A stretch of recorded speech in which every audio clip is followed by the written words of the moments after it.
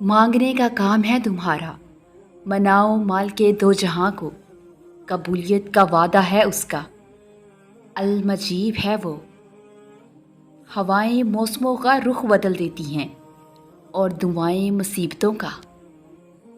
جن سے منتے مانگتے ہو وہ تو خود اللہ کے محتاج ہیں، تو تم اللہ سے ہی کیوں نہیں مانگتے جو کسی کا محتاج نہیں؟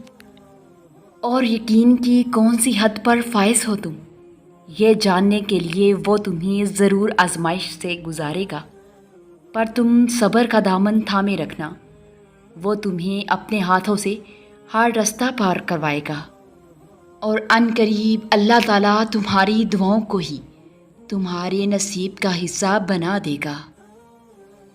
آپ سجدوں تک خود نہیں آتے، اللہ آپ کے لیے ایسے حالات پیدا کر لیتا ہے جو آپ کو سجدوں تک لے آتے ہیں، اور سجدوں کے بغیر زندگی بہت مشکل محسوس ہوتی ہے، بالکل بے رونق، اور یہی احساس آپ کو ہر روز سجدے میں جھکاتا ہے۔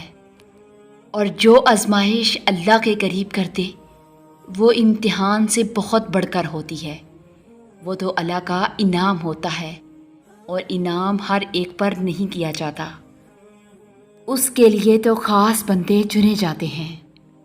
اور دعا وہ طاقت رکھتی ہے جو آپ کے نصیب میں نہیں اسے بھی آپ کا کر سکتی ہے۔ اور جانتے ہو یقین کیا ہے؟ جب ساری دنیا ٹھکرا دے، ساری دنیا نفرت کرنے لگے، تب بھی اللہ کی محبت پر یقین، قہر کی سب علامتیں دکھائی دینے کے باوجود بھی اس رب کے رحم پر یقین۔ لوگ لاکھ مرتبہ کہیں کہ یہ ممکن نہیں، لیکن اس کے کن پر یقین، اور سارے راستے بند ہونے کے باوجود بھی اس کی قدرت پر یقین۔ اور سنو، مایوس مت ہو، اب قبولیت کی گھڑی زیادہ دور نہیں، اور اگر تمہاری دعا قبول ہونے میں دیری ہو رہی ہے تو مان لو جو تم چاہتے ہو وہی تمہیں کچھ وقت میں ملنے والا ہے۔ تمہارا وقت بھی آئے گا، اور دیکھنا تب اللہ اپنے سارے معجزے تمہارے ساتھ کھڑے کر دے گا۔ یاد رکھیں، اللہ نوازنے سے پہلے آپ کا اللہ پر یقین آزماتا ہے، اور جو اس یقین کی آزمائش سے فتح یاب ہوتا ہے، پھر اللہ کی نوازشیں اور عنایتیں آپ کے نصیب کا حصہ بننے کے لیے وقت قبولیت کی منتظر رہتی ہیں۔ اللہ سے مانگنے کے بعد مشکل یا ناممکن کا گمان نہیں رکھتے، صرف یقین سے تعلق مضبوط رکھتے ہیں۔ اور کیا پتہ تمہیں آخر میں وہی کچھ مل جائے جو تم مانگ رہے ہو، صرف اس وجہ سے کہ تم نے صبر کیا اور دعا مانگنا نہیں چھوڑا۔ اور پھر وہ تمہیں خالی ہاتھ کیسے چھوڑے گا جب تم اس کے سامنے گڑ گڑاؤ گے؟ ابھی تم جس اذیت سے گزر رہے ہو نا، اس کا راحت میں تبدیل ہونا ابھی باقی ہے، اور تمہارے لاکھ آنسوؤں سے بھی کوئی نہ مانے، اور وہ تمہارے ایک قطرے سے ہی مان جائے تو کیا کرو گے؟ تمہارے لاکھ بتانے کے بعد بھی کوئی نہ سمجھے اور تمہارے بنا کچھ کہے وہ سمجھ جائے تو کیا کرو گے؟ یقین رکھیں، بار بار توڑا جائے گا، لیکن تمہارا صبر آزمایا جائے گا، اور تمہیں مشکل میں ڈالا جائے گا، لیکن ایک دن یہ سفر ختم ہو جائے گا۔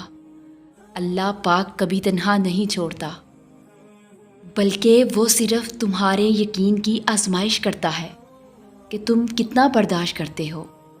یاد رکھنا، اتنی مشکلوں کے بعد بھی اللہ تعالیٰ تمہارے ساتھ ہے، اور تمہارا تہجد تک آنا بھی ایک معجزہ ہے، اور جو دعا تمہیں تہجد تک لے آئے وہ بھی ایک معجزہ ہے۔ اور پتہ ہے، تہجد میں جو تم مانگو گے وہ بھی اللہ معجزے کی صورت میں سنے گا، اور تم حیران رہ جاؤ گے۔ اور جب تکلیف حد سے بڑھ جائے، آنسو پلکوں پر ٹھہر جائے، تو جائے نماز بچھا لینا اور رب کو اپنے پکار لینا۔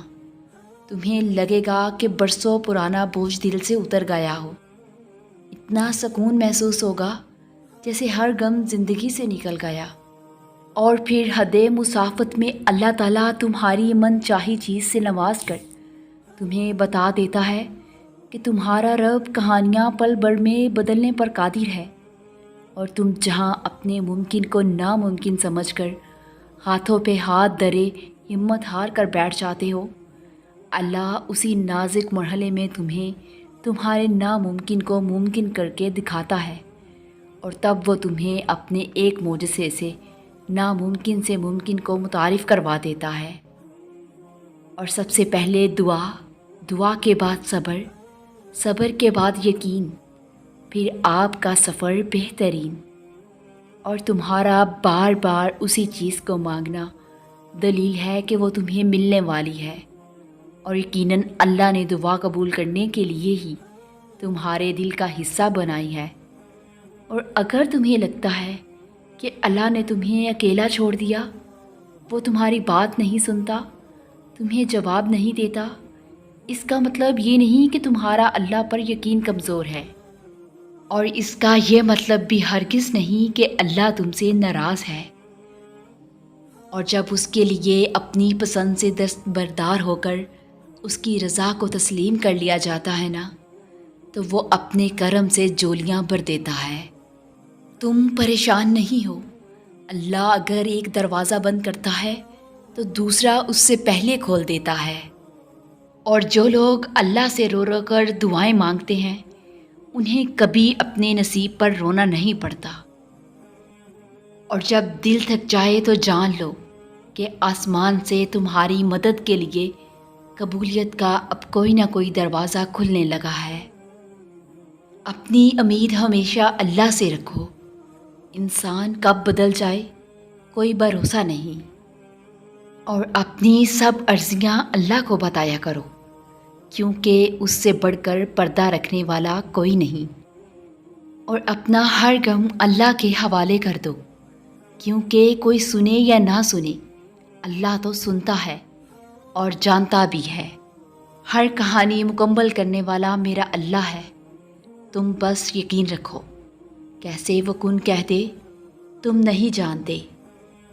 اور اللہ کے فیصلوں پر اختلاف کرنے والے حقیقت سامنے آ جانے کے بعد پھر سجدائے شکر سے سر نہیں اٹھاتے۔